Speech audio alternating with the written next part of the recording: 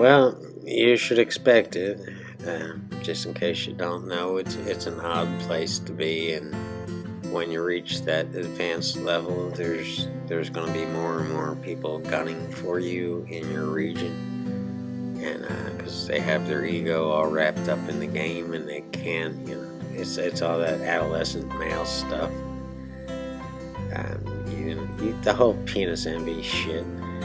And yeah, they're gonna come after you. They're gonna hunt you down, find out where you play, and be waiting for you when you walk in the door, like I am right now. There's two of them in there waiting. It's part of the game. So if you don't know, you know now. Word gets around real quick, and expect them to be gunning for you when you start reaching those higher levels.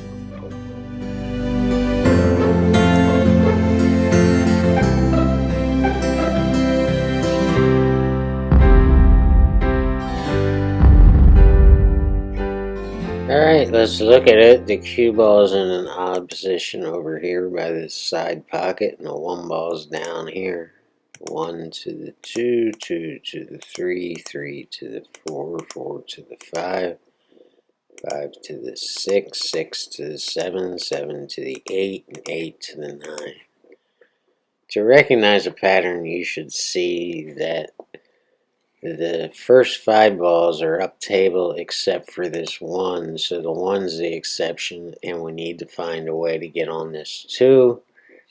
Believe it or not, this 2 ball does not pass this 3 ball to shoot in the corner pocket, which is what I would like, but I have to go a little bit long and shoot it for that pocket, and that will put me right on the 3 to get back on the 4 to get on the 5. This 8 ball is getting in the game big time, so the key shot is the 5 to the 6.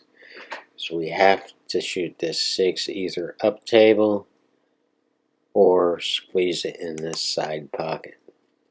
So that's the issue. This 8 ball is in the way of shooting this 6 ball in this pocket. If it wasn't in the way, this would be an easy run out. But actually, look, you can see me looking at this 6 ball like, uh-oh, we got a problem here with this 8 ball. So, and also as you can see, this rack has not been removed from the table. I have a really bad lazy habit. Do not do this if you're in a big time tournament. This will be a foul if you're the breaker and you leave this on the table. In this case, because we have all 9 balls on the table, we can assume that my opponent broke. So once I shoot this shot, I can call a foul on my opponent for not removing this rack or getting a ref to remove it. Yeah, that's how it's working nowadays. So don't follow my lead here. Or do follow my lead and shoot this and then immediately call a foul on your opponent. If you want to, yeah, it's a judgment call. You can just like nudge them and remind them and say, look, I'm not going to do this anymore, so if you do this again, I am going to call a foul, but I'm going to give you a break this time. It all depends on where your head's at and how much money is involved. Anyhow, let's get on with it here. Again, this 2 ball is a problem because this 3 ball is in the way of shooting this 2 ball in this pocket.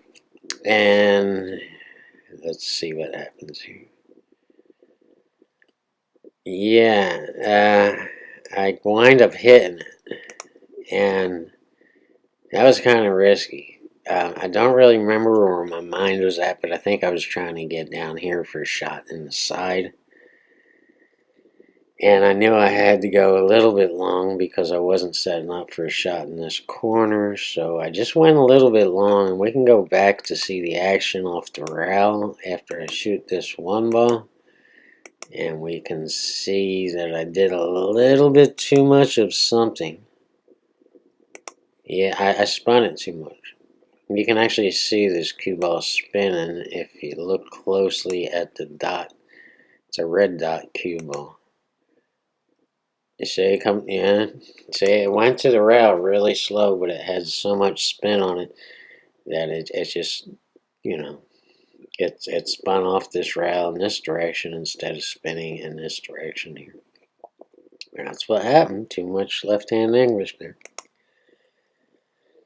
But I got a break, didn't get hooked on anything, and this is just a straight in poke for the corner to be set right on the 3 ball to get back on this 4. And I wanted an angle there to come back off this rail and spin out, and you can see here it barely gets to it, but I have a good angle to get back on the 5. So again, you can see the spin on that cue ball for some reason. My camera is picking it up. It goes to the rail very slow and then comes off very quick, and that's all that spin. They did change the rails on this table, so this is why it's hitting the rail and getting a lot of action off the rail. So we're just bouncing back out. We need to get back down table here, and I got an angle, but it's not much of an angle. It's almost straight in, so I have to draw this. I can't go to this rail. I don't have enough of an angle. I'd like to go down in this rail and use that same strategy with a whole lot of spin to get back down table for a shot in the side pocket or the corner pocket for this 6 ball. But I'm forced to draw this. I have an angle to get back down table, but it wasn't enough angle to do what I wanted it to do.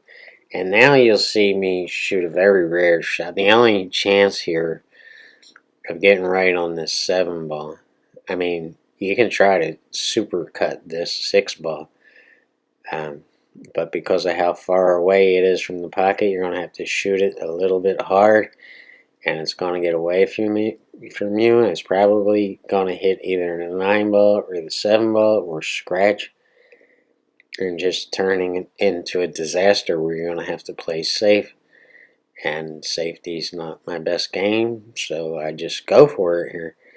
And this is a two-way shot. I'm banking the 6 ball, and that's very rare to see me do this, especially this late in the game. But it offers perfect position to get up under this 7 ball and bounce out. And you'll see that my focus is off the 6 ball. I know it's going in the pocket once it hits this rail because I hit it perfect. And all my focus at that point right there is all about where that cue ball is going and if it's going to make it under this rail. That's all I want. I know that ball's going because it's straight back at me. So yeah, I'm going to go ahead, instead of cutting right here, just commentate the rest of this video, because both of these shots on the 7 and 8 are vital, and this shot here is shot hard because I don't have a lot of an angle. I'm almost straight in here, so I have to hit it hard and force it. This is a stun shot with, what am I using here? Left-hand English? No, I'm using top right here to bounce hard off this 7 ball, bounce hard off this rail, and spin it back up off the 8. A lot of top right here. You can see it right there. And I know this cue ball is not going anywhere unless I hit it pretty damn hard.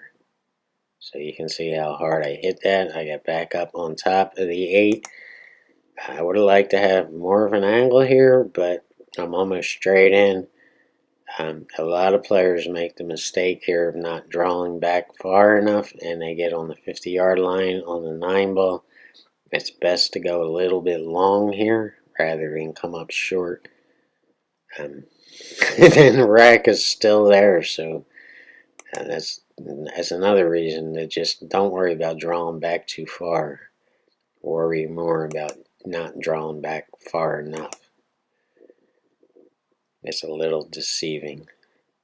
And now we're just or not straight in. I got a little bit of an angle here, but it's just a matter of finishing this up. And right here, there comes a lot of self-talk. Just stay calm, breathe, relax, do what you've done 100 million times, and shoot this ball in the pocket.